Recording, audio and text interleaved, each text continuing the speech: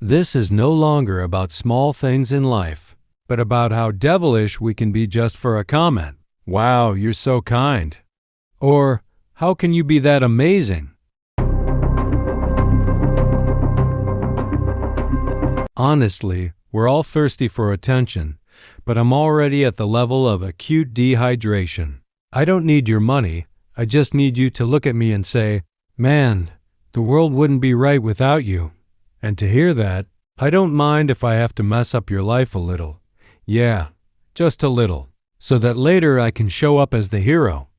I want to be honest, and please don't immediately judge me as a psychopath. I'm just an ordinary person with one basic need that's a bit excessive. I need to be considered important.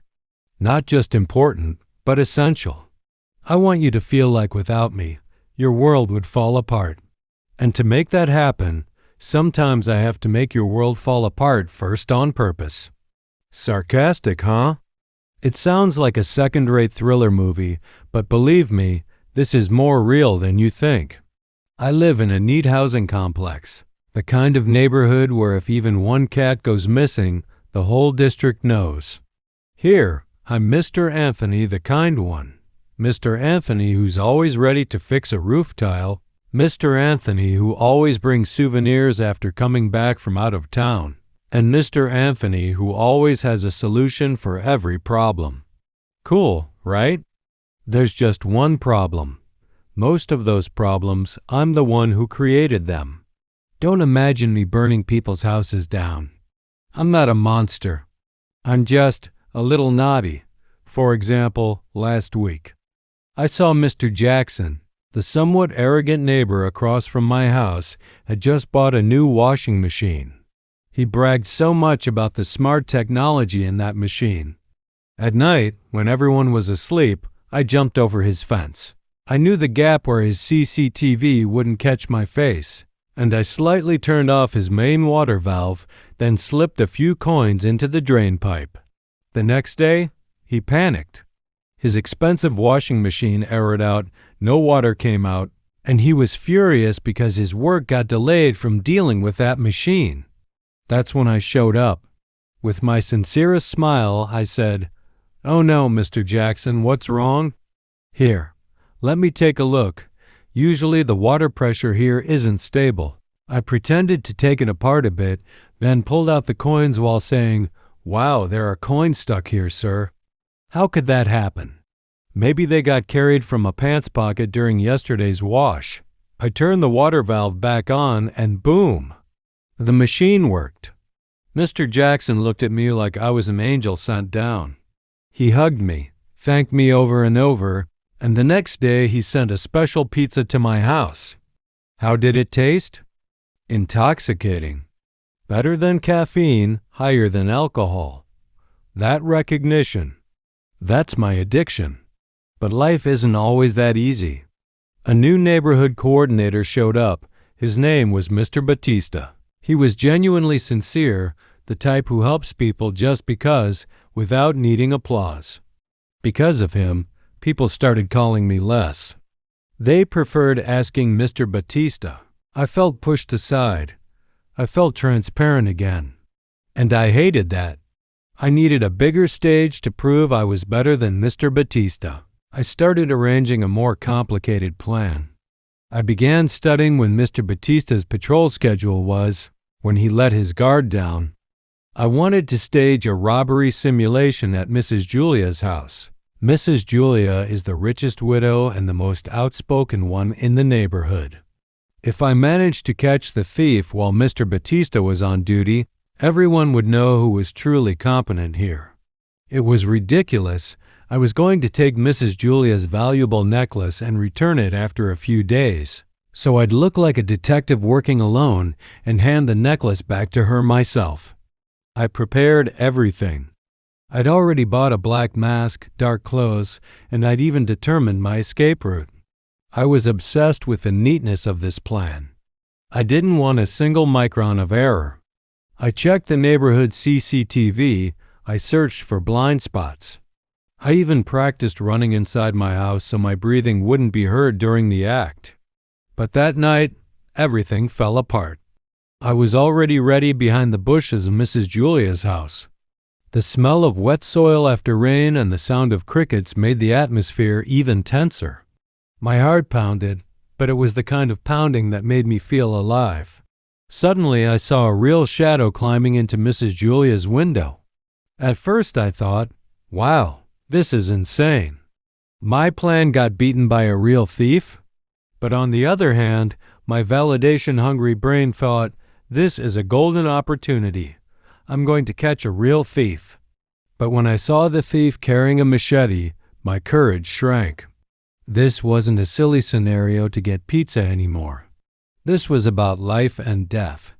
My hands trembled violently. The nausea in my stomach returned. This is the physical symptom that always comes whenever my ego collides with reality. I had two choices: run and call the neighbors and let Mr. Batista get the credit, or go in there and become a legendary hero. I chose the second, not because I was brave, but because I was afraid of being ordinary again. I went in through the unlocked back door. The scent of Mrs. Julia's room perfume mixed with my cold sweat. I saw the thief threatening Mrs. Julia in the living room. I grabbed a big flower vase, and without thinking long, I smashed the back of his head. Thud, he fell. Mrs. Julia screamed hysterically. The neighbors started coming. Mr. Batista arrived first.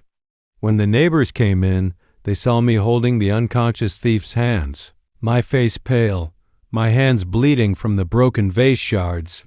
Mrs. Julia hugged me while crying. Mr. Batista could only stand there, his face confused and utterly defeated. "Anthony, you're incredible," Mr. Batista said softly. There was a bitter tone in his voice that made me feel like I'd won. Everyone praised me. I got into the WhatsApp group, got photographed, even got invited to the police station as a witness. For a whole week, I was the king of that neighborhood. But there was one moment that made me go cold instantly. When my wife was treating me at home, she stared deep into my eyes. "Anthony, how could that flower vase be near the back door? Doesn't Mrs. Julia always put it on the living room table?" she asked softly. I was silent. Cold sweat dripped again. I couldn't answer. My wife knew I had a strange habit of tidying other people's things before I saved them. She knew I was too neat for an incident that was supposed to be chaotic. But she was right. I had gone into Mrs. Julia's house earlier. Before the thief pointed the machete at Mrs. Julia in the living room, I slipped in briefly. They didn't see me.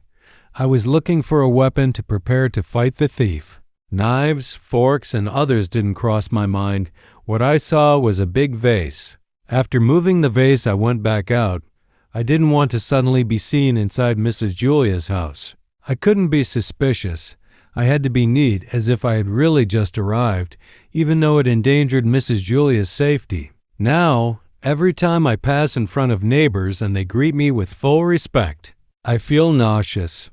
The praise feels like sweet poison. I got what I wanted, but I lost my peace.